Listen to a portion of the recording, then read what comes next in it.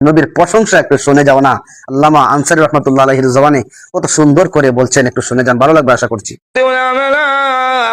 জিন্দিগিতে কত ছেলে লালন পালন করলাম, এমন সুন্দর ছেলে জিন্দিগিতে কোনোদিন দেখিনি। আমেনা ডাক দেয়া বলে, হালেমা গো, তুমি গ্রামে থাকো আর আমি শহরে থাকি।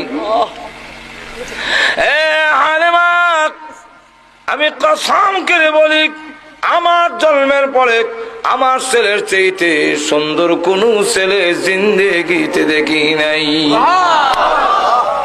এমনি আসলেন আল্লাহ রাব্বুল আলামিন, একবার রাস্তা বাড়ালেন।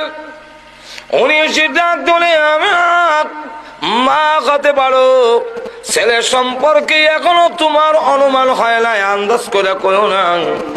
ও হালেমা, দুধ মা হতে পারো, কিন্তু এই ছেলে সম্পর্কে এখনো আন্দাজ হয় নাই, কি বলবা?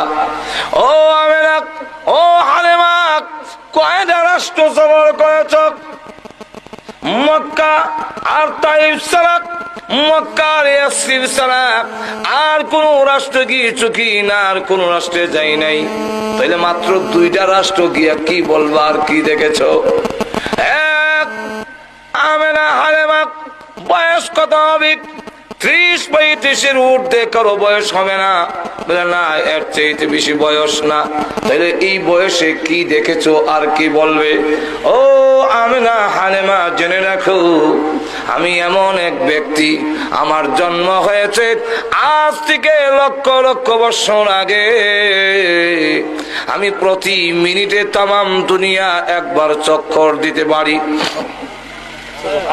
আমি জিবরাইল বলি, আল্লাহর কসম করে বলি, আমার জন্মের পরে লক্ষ কোটি কোটি বার তাম পৃথিবী চক্কর দিয়ে ঘুরে ঘুরে দেখেছি, কিন্তু বিশ্ব নবী মুহাম্মদের চাইতে সুন্দর কোন ছেলে আমি জিবরাইল কোনদিন দেখি নাই।